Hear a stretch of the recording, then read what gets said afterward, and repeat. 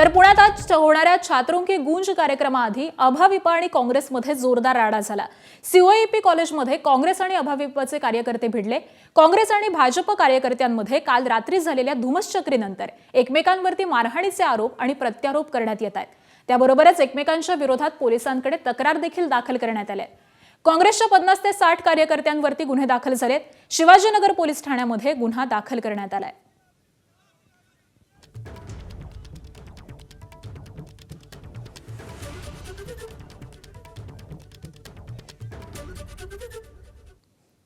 आणि दरम्यान या सगळ्या राड्यावरती काँग्रेस नेत्यांनी काय म्हटलंय पाहूयात।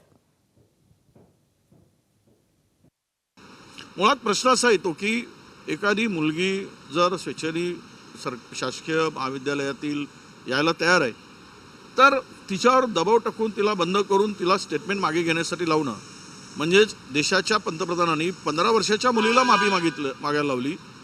तीच पद्धत एबीव्हीपीच्या आणि बीजेपीच्या कार्यकर्त्यांनी या ठिकाणी सुद्धा या मुलीला लावली। का घाबरायचं?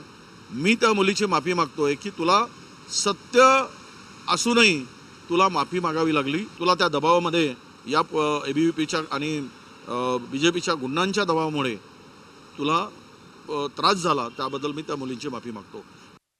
या मुलींनी मागच्या 2-3 दिवसांमध्ये आपल्या माध्यमाने वेगवेगळ्या मीडियातल्या टीव्ही चॅनल्सला बाईट्स दिल्या आणि त्यांच्या शिष्यवृत्तीचे पैसे हे लाडकी बहीणकडे वळवल्यामुळं 3 वर्ष त्यांना स्कॉलरशिप मिळाली नाही। त्यामुळे राहुलजी गांधीजींकडे आम्ही जाणार आहोत, त्यांच्याकडून न्याय मिळवून घेणार आहोत, अशा प्रकारचे रील्स त्यांचे सोशल प्लॅटफॉर्मवरचे रील्स आले। त्याच्यानंतर त्या मुलींना शोधून त्यांना टार्गेट करून त्यांचे माफीनामे करून घेण्यात आले। त्याच्यानंतर त्यांना माफी मागायला लावली। नंतर काल त्यांना ज्यावेळेस कोंडून ठेवण्यात आलं, ही खबर एनएसयूआयच्या कार्यकर्त्यांना मिळाल्यानंतर आमच्या मुली त्या ठिकाणी गेल्या, त्यांना सोडवण्याचा प्रयत्न केला। ही एकूणच पोलिसांनी केलेली दादागिरी आहे। कुठेतरी देवेंद्रजी फडणवीस हे सत्तेचा गैरवापर करून अशा प्रकारे प्रेशर आणतात असं आमचं थेट आरोप आहे।